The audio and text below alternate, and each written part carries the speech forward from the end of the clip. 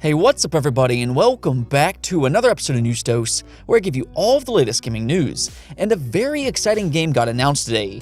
In fact, this is coming from a legendary franchise that's sadly been missing for what feels like an eternity, and I think the developers can bring this one back in a big way. Well, fans seem to be absolutely thrilled about its return, so we'll go over that. Also, we got some more game leaks to talk about today, and this is a big one. Multiple highly anticipated games are set to return according to this new leak, and yeah, this is some major stuff, so you're not going to want to miss that. First though, let's go over some of the quick news, starting off with a couple new release dates. So earlier this year, Ubisoft revealed Far Cry 6, and this is actually one of the more exciting games coming to the Xbox Series X and PlayStation 5 early on. We haven't really seen any gameplay just yet, but because Far Cry has consistently been a good game, and the addition to Giancarlo Esposito, you expect this game to be good. I mean, he does an excellent job with Gus Fring from Breaking Bad, and just plays a phenomenal villain. I'm really interested in seeing what he can do in Far Cry 6. Far Cry in the past has made some electrifying villains such as Voss, so I'm expecting this to be a great match. Unfortunately though, Ubisoft did end up delaying this game. It was originally set to release in February, but they did end up pushing this game back to an undefined date. Well, according to the Microsoft Store, it didn't get delayed for too long, and it's now being planned for May 25th. Yeah, the Microsoft Store has had some serious problems with leaking release dates. They might want to try to get that fixed up, but again, this is a good game to look forward to on your new platforms. I think it will be a very welcome addition for the Xbox Series X and PlayStation 5, and if done right, we could see one of the better looking games visually for these consoles early on. Now also for you Persona 5 fans, I know some of you have been a little concerned about Persona 5 The Phantom Strikers and that Western release. This game has been available in Japan since February, and so far they haven't given English-speaking fans much to look forward to. Well, the good news is that multiple Asian retailers suddenly listed this game as coming February 23rd of 2021, and it includes English with Japanese or English voiceover. Now, it is important to note here, that doesn't necessarily mean it will release in the West at the same time, but it's a very good sign at the very least that a Western release isn't too far off. We'll have to wait and see on that, but Persona fans definitely have something to look forward to here. The question now is, when are we going to see Far Cry 6 and Persona Phantom Strikers? Well, the Game Awards does take place on December 10th, so I'm thinking we might get to see one or both of these games there, and then maybe get those official release dates. The thing about Persona is that this franchise has just exploded in popularity over the last decade, and I think Persona 5 has pushed this franchise into mainstream territory. It's not quite as big as something like Final Fantasy, but it's still very popular, and this would be a very hype announcement if made at the Game Awards.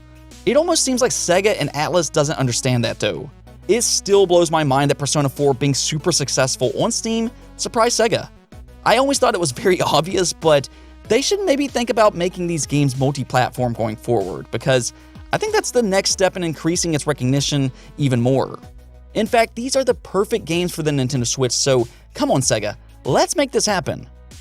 Moving on, over the last week you've probably been hearing a lot about the PlayStation 5 Dualsense controller. The technology in that thing is incredibly impressive. I was shocked by how good it felt when I first started playing Astro's Playroom, and it seems like a lot of people felt the exact same way as I did. I'm really happy about that though, because I kept telling people, Astro's Playroom is going to surprise a lot of people, and sure enough, it did. Astrobot is one of the best platformers ever on PlayStation VR, and Playroom was another great experience, just as I expected. I'm really happy that this franchise is getting so much exposure now though, and I'm really hoping for an Astrobot 2 on PlayStation VR 2. Regardless, the DualSense is very impressive, but interestingly enough, it's now been spotted that the company behind its advanced DualSense haptic feedback is Immersion. Why that's interesting is because they were also behind HD Rumble and the Nintendo Switch. What that means is that this is a third-party company, and that's important because other controllers might be able to implement some of this technology in the future. Nintendo already seems to have a contract with them anyway, so it's definitely not out of the realm of possibilities that they could put some of this tech in a future Nintendo controller. And then you have the Xbox Series, and I could see them doing a mid-generation refresh. They already debatably have the most comfortable controller, and their D-pad is probably my favorite from any console ever made, but they did do something similar last generation by adding Bluetooth and a different audio port. So I could see them upgrading their haptic feedback. Technically, Xbox was the first ones to try to do that with their impulse triggers on the Xbox One, But the Dualsense does take that to the next level, and I think we could see them try to replicate that in the future. Now this is all just speculation of course, but since this is a third-party company, we could see all three work with them. Let's talk about that big leak though, because this is massive. This is yet another Capcom leak, which is unfortunate because of how this information was obtained, but we do have some big games to talk about in not only the near future, but 4 years out. So many of these will likely be on the Xbox Series and the PlayStation 5. Yeah, you're already going to have a ton of great games to look forward to. Now do keep in mind that none of these games are confirmed. Some of this stuff may not pan out and the dates might be wrong, but a spreadsheet of what Capcom has planned over the next 4 years has made its way online. So this includes Regolith and Resident Evil Outrage in 2021. I'm not entirely sure what Outrage is exactly. That could be Village, or maybe the rumored Battle Royale Resident Evil that's rumored to release later in the year. Regolith could also be Pragmata. Remember, these dates might not be accurate, so keep that in mind. Then you move on to 2022, and this is a big one. You have Dragon's Dogma 2, Street Fighter 6, Mega Man, Resident Evil 4 Remake, and Onimusha New Work. Yeah, 2022 is going to be a huge year for Capcom. We did already know about the Resident Evil 4 remake, but Dragon's Dogma 2 and Onimusha is going to have a lot of fans very happy. Dragon's Dogma 2 in specific has been more than deserving of a sequel for years and years. That's legitimately one of the best RPGs of the last decade, and it's severely overlooked. I'm not saying it's perfect or anything, but it's got a lot of potential to be a very big franchise. The combat is excellent, and it kind of reminds me of Shadow of the Colossus. I'll be really interested to see what they can do with the sequel, if they are indeed working on one. And then you also have Onimusha, and of course, that's a beloved franchise as well. I mean, the originals was kind of similar to a hack-and-slash Resident Evil. I could see them bringing this game back with the Resident Evil engine and have some success there. Now in 2023, they have Monster Hunter 6, Biohazard Apocalypse, Captain Commando, and Super Street Fighter 6. Yeah, I'm not too sure on that Super Street Fighter. I mean, we're at the point where games as a service is a thing, so, games do get updated over time. Street Fighter has done this in the past though, so, you never know. However, that is unfortunate that this leaked because now people might hold off on their purchase of the first edition. Hopefully that's not the case, but of course Monster Hunter 6 is the one that most people are going to be looking forward to. Monster Hunter World has really pushed this game into being mainstream. It was always big in Japan, but it's grown into a massive game worldwide. It still sells really well even today.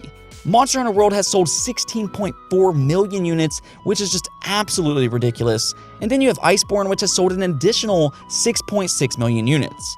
Yeah, I imagine Monster Hunter 6 is going to be a massive game, and I think with the solid-state drive and these new consoles, it's going to make for an even more enjoyable game than what it already was. And then on to 2024, you have Final Fight Remake, Power Stone Remake, Ultra Street Fighter 6, and Resident Evil Hank. So yeah, that's 4 years worth of Capcom games leaked in one day. Now it does sound like a very good 4 years, and we don't know what several games with codenames are just yet. Again, keep in mind that this spreadsheet is probably not 100% accurate, and things do change over time. I will say this though, there was 2 games that are sadly missing. Dino Crisis and Darkstalkers are both absent from this list, and, well, that makes me very sad.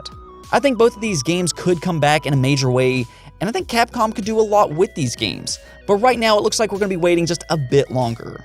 Still, Dragon's Dogma 2. Now that one is the one I really want to see.